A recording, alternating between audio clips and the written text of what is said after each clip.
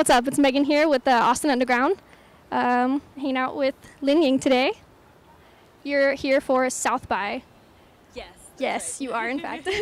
And you were here in 2017 for South by Southwest. True. How does this experience compare to last or 2 years ago? Well, I think overall, like, maybe the first time I did this, I didn't know what to expect, but yeah, now I kind of know that it's going to be hectic and like a shit show, so like I'm pretty excited for it. You're ready for it all. Yeah, I'm ready for it all, and it also kind of like calms my nerves a little bit, because like coming from Singapore, like as a kid, like when I was like 16 or something, I remember submitting my applications to South by like online, just thinking that they would actually look at like everybody's applications, and yeah, like but now actually doing it doesn't feel that surreal anymore. It just kind of feels like it's part of the process. So yeah, I don't know. It's a strange feeling to feel like this was something that a long time ago I once looked at and thought like that would be so cool to do, but now it's just like, okay, I gotta do this thing. Yeah, Here we are again. it's pretty cool. Yeah. Cool. Awesome. You're in Austin. I know you're like kind of a big foodie. You like food? 'Cause I did my research, you know. Thank you. I appreciate it so much. No problem. Have you had any good food since you've been in Austin?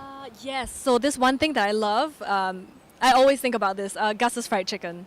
Okay. Yeah. Do you know it? No, I've Oh heard my about it. I gosh. haven't been. Okay, yeah. I live here and I haven't been. So it was just a place that we stumbled upon the first time at South by, and I don't know, my guitarist like went in and he just said there's this really good fried chicken you have to try. So we went in, and then like I've been looking for it everywhere in the States now. So like every time I'm in the States and I don't know like whether this state has it, I'll just Google and like look at all the outlets and I'll go and have it. I love it. Yeah, the only thing is that like they have this really good pecan pie that I think you guys call it pecan. I don't know if it's pecan or pecan, but yeah, it just never like it always sells out. So I'm planning like on like calling every morning to like check whether they have it or not. Save one for me. I feel like that's too much information.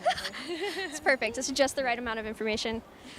And you stopped in LA on your way here, and you played at the Hotel Cafe. Yeah. It was a very intimate set. Yes. How was that? Were you nervous? I was, just because it was my first time in a new place and I just had no idea of like what to expect. But it was really nice. We doubled the capacity limit and lots of people came through.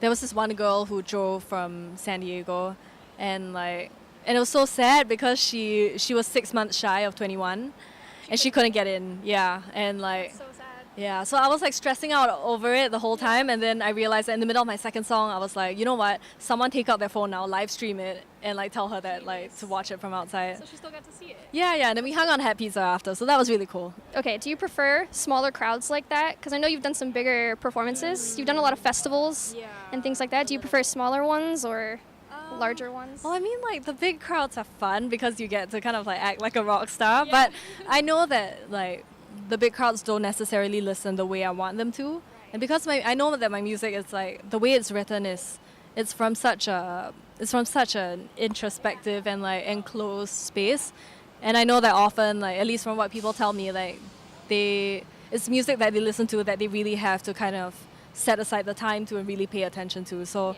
I think I mean when the shows that I play where people come up to me and say like, you know, this song really touched me, or the kind of things that really make me want to do this, those are always at the small shows. Yeah, but I mean, of course, like it's really nice to like do a big show and like, it's a different vibe. Yeah, for sure.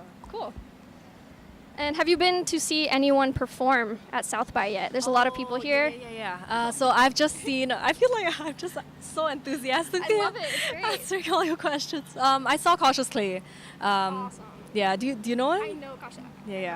Yeah, I love his music. So that was a really good show. He played the sax and the flute and everything, which was really fun. I also want to see Harmony Byrne, this Australian girl. So like my publicist was like posting about her, so I went to check her out, and yeah, I think I'm gonna go check out the Australia house, and yeah, it'll be fun.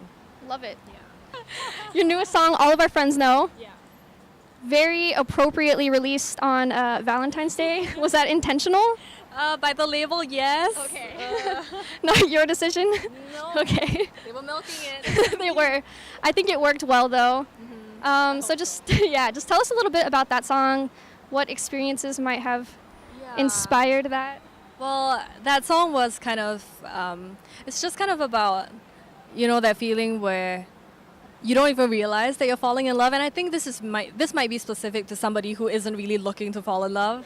Yeah, and it's like I remember being at that point where I was like, I'm really not looking for this. And as it's happening, you don't realize it because you're just not even, you're closing yourself off to that possibility. But everybody around you knows it. Like people just kind of pick up on it somehow, and it's like everyone knew it before I did, you know. And funnily enough, like a lot of it took place in downtown Austin. I was gonna ask about the line.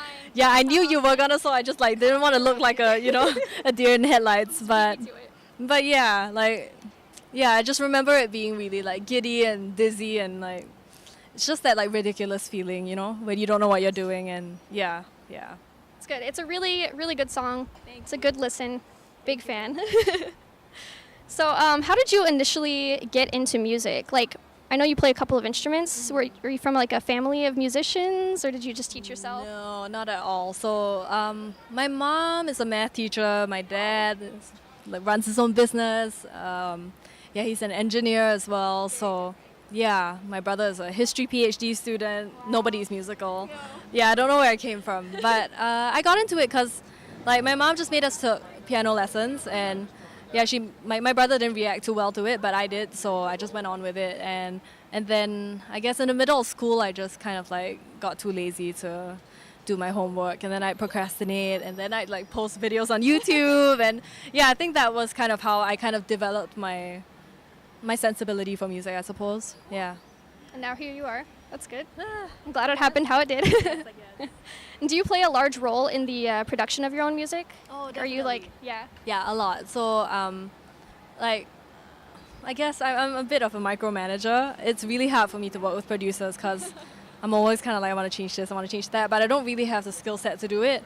But yeah, like I would say, I mean, because I looked up to so many indie like artists and producers that I didn't realize that not everybody played a big role in the production of their own music until I started writing for pop a bit more. And then I realized that lots of artists actually just like, you know, are pretty like hands off about it.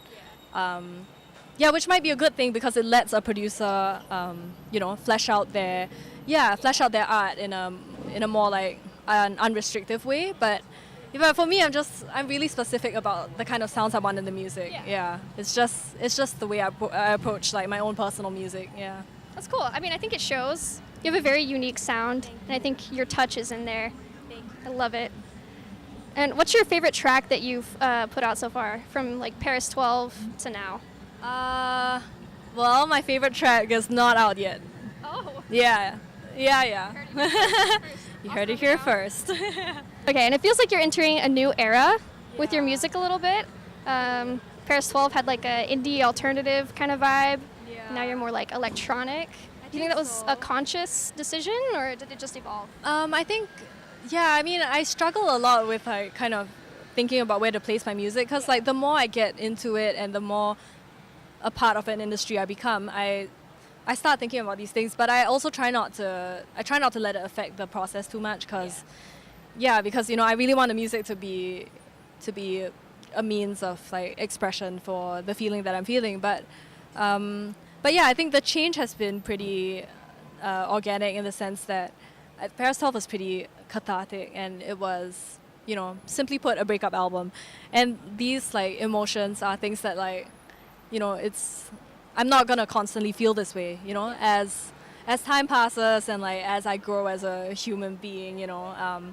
Yeah, I guess the range of experiences just kind of like differs a little bit, and I think like sonically to kind of represent the new emotions that I'm having and learning to come to terms with, like all that has to change as well naturally. Yeah.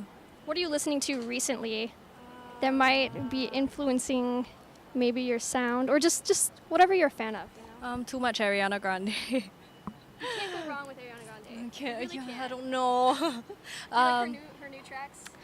I like Sweetener better than I like the newest album. Yeah, but I think at the core, I've always kind of looked to my standard like idols when it comes to music. So it's like a lot of I listen to a lot of Bon Iver, a lot of Frank Ocean, Francis and the Lights. So like I don't know, these artists that like that really informed my music, and And I feel like the common thread amongst them, like across genres, is that they're able to put across an emotion, like a very specific emotion, in a very succinct and like clear way. And that's always what I want to do, like regardless of genre. You know, like these things are constantly changing, but yeah, but mostly I just always want to make sure that I keep that in mind, like at least with my own music. Yeah, I always want to make sure that, you know, the message comes across clearly, and if anybody is going through the exact same thing that I am, then they'll feel it too, you know? Yeah.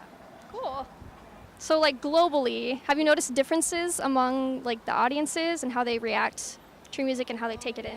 Yeah, so much. So I think like American audiences are really enthusiastic, which I really appreciate. You know, every artist like struggles with, you know, the feeling that like they're playing to somebody and like really trying to make them listen to them. So I think with American audiences, it's like nice to have that kind of reaction.